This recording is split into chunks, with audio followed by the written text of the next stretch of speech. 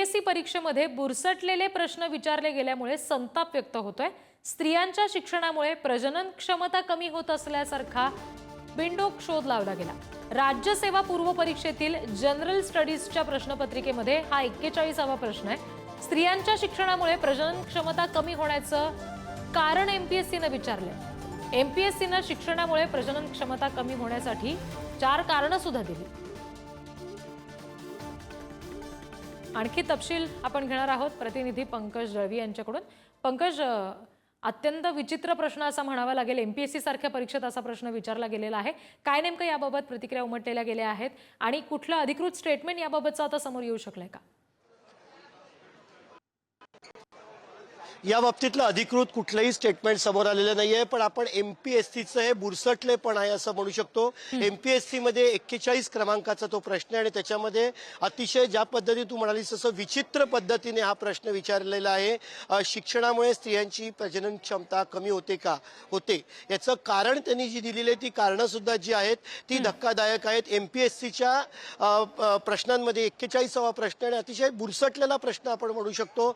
खरं तर एमपीएससी ची परीक्षा आणि या प्रश्नाचा काहीही संबंध नाही किंवा ह्या प्रश्नाचा तांत्रिक दृष्ट्या किंवा अकॅडमिकली जरी आपण विचार करायला गेलो तरी या प्रश्नाचा कुठल्याही याच्याशी सुतराम संबंध नाही। त्यामुळे हा प्रश्न कसा विचारला गेला, ज्यावेळी क्वेश्चन पेपर सेट केला गेला तेव्हा या प्रश्नावरती त्याचे जे मॉडरेटर असतात किंवा त्याच्यावरती लक्ष ठेवणारे जे अधिकारी असतात त्यांचं लक्ष या प्रश्नाकडे गेलं नाही का? एक महत्त्वाचं पुन्हा आपण ही बातमी देतोय, त्याच्यामध्ये एमपीएससीची जी परीक्षा आहे त्याच्या 41 नंबरचा प्रश्न आहे आणि त्याच्यामध्ये अतिशय विचित्र प्रश्न जो विचारलेला आहे, शिक्षणामुळे स्त्रियांची प्रजनन क्षमता कमी होते का, असा अतिशय बुरसटलेला किंवा आपण बोलू शकतो अतिशय दर्जाहीन असा हा प्रश्न इथे विचारलेला आहे आणि त्याची 4 कारणं दिलेली, त्यातला एक पर्याय निवडायचा। अर्थात याच्यावरती गंभीर दखल जी आहे ती घेतली गेली पाहिजे।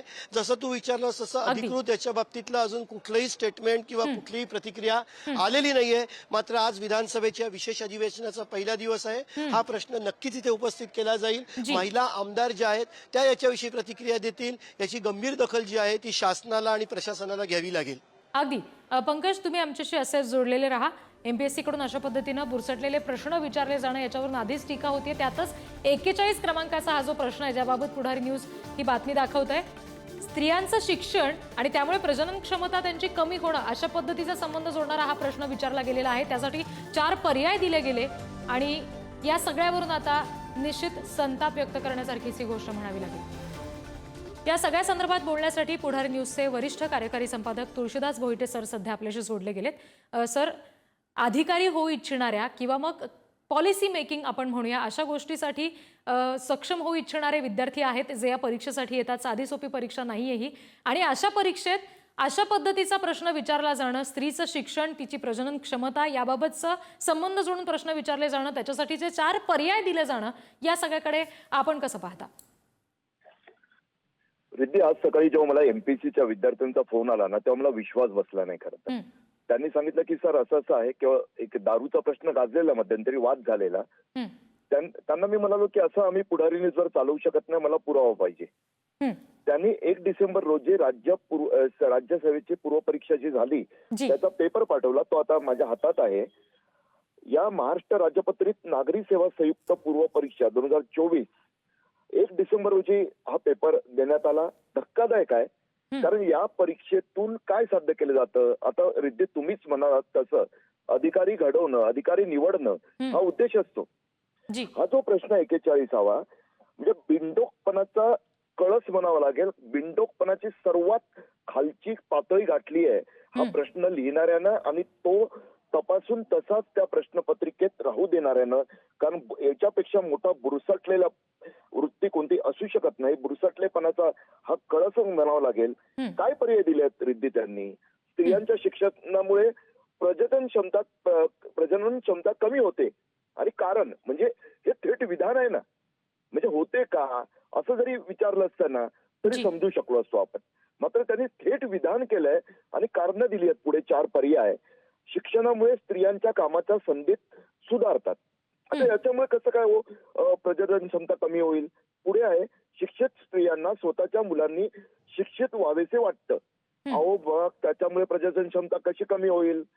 पुढे दिलं, शिक्षण आणि साक्षरता स्त्रियांना गर्भनिरोधकांविषयी अधिक ग्रहणक्षम बनवते. म्हणजे काय, म्हणजे खरं तर गर्भनिरोधकांविषयी देणं हे एक प्रकारे योग्य वाटलं असतं, परंतु त्याचा अर्थ प्रजनन क्षमता हा शब्द योग्य नाहीये ना. मग तिकडे ते त्यांना भान येतं कुटुंब नियोजनाचं, असं असतं. ते पुढचं आहे त्यांचं, स्त्रियांची आर्थिक स्थिती सुधारते. म्हणजे काय हो, आर्थिक स्थिती सुधारणं हा गुन्हा आहे का? आणि त्यामुळे मग स्त्रियांची प्रजनन क्षमता कमी होते का? काहीतरीच वाटेल ते बरळावं तसं हे पेपर सेट करणाऱ्यांनी हा प्रश्न सेट केलेला. त्यांच्या मेंदूतील विकृती, बुरसटलेपणा यातून दिसतोय असंच म्हणावं लागेल. रिद्धी जी सर, धन्यवाद. ही सगळी सविस्तर प्रतिक्रिया आपण दिलीत यासाठी. या सगळ्या संदर्भात बोलण्यासाठी शरद पवारांच्या राष्ट्रवादीच्या प्रवक्त्या विद्या चव्हाणताई आपल्याशी जोडल्या गेलेल्या आहेत. विद्याताई, एमपीएससीच्या प्रश्नांवरून आधीच बरेच संतापजनक प्रतिक्रिया समोर आलेल्याच आहेत. अशातच पुढारी न्यूज ही जी बातमी दाखवते, 41 क्रमांकाचा हा प्रश्न आहे ताई, ज्याच्यामध्ये स्त्रियांचं शिक्षण असल्यामुळे प्रजनन क्षमता त्यांची कमी होते का, अशा पद्धतीचा प्रश्न विचारला जाणं, त्याबाबतचे अगदी अघोरी आपण म्हणूयात विचार करणारे 4 पर्याय दिले जाणं, या सगळ्याकडे आपण कसं पाहता? नाही, या प्रश्नपत्रिका अशा प्रकारे काढणं आणि याच्यामध्ये मला वाटतं RSSचे लोक पेरलेले आहेत. मोहन भागवतांनी काढली की काय असा प्रश्न माझ्या पुढे आता आलेला आहे. कारण यांना, हे विकृत लोक आहेत, यांना स्त्रियांविषयी काय सन्मान आहे, मान आहे हे आपल्याला दिसतंय. आणि अशा प्रकारचे MPSCला प्रश्न विचारणं आणि त्याच्यामध्ये ती प्रश्नपत्रिके अप्रूव्ह केली असते मला वाटतं. त्याच्यात काहीतरी मंडळ असतं एक, आणि ते प्रश्न सिलेक्ट करतं आणि त्या मंडळामधले सगळेच्या सगळे लोक RSSचे आहेत का?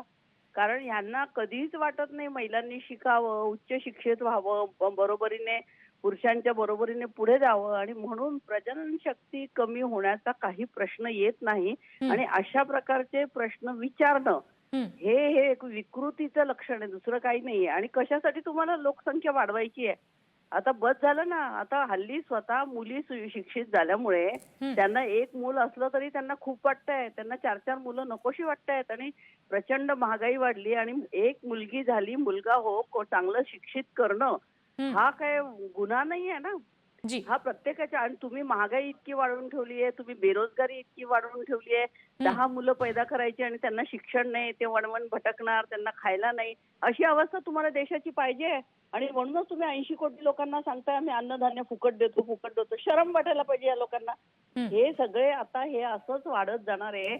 हे EVM वर बसलेलं सरकार आहे. ते फडणवीस म्हणतात ना, मी पुन्हा आलो, तर EVM वर बसून आले. ते काही मोठं कौतुक नाही केलंय त्यांनी. आणि अशा प्रकारचे प्रश्न काढणे, याला ऑब्जेक्शन घेतलं पाहिजे आणि हा प्रश्न रद्द केला पाहिजे. आणि अशा प्रकारचे प्रश्न कोणी काढलेले आहेत त्याची एन्क्वायरी होऊन अशा लोकांना कडक शासन केलं पाहिजे. काय तुमच्या हातात दिलं म्हणजे तुम्ही काय वाटेल ते कराल की काय?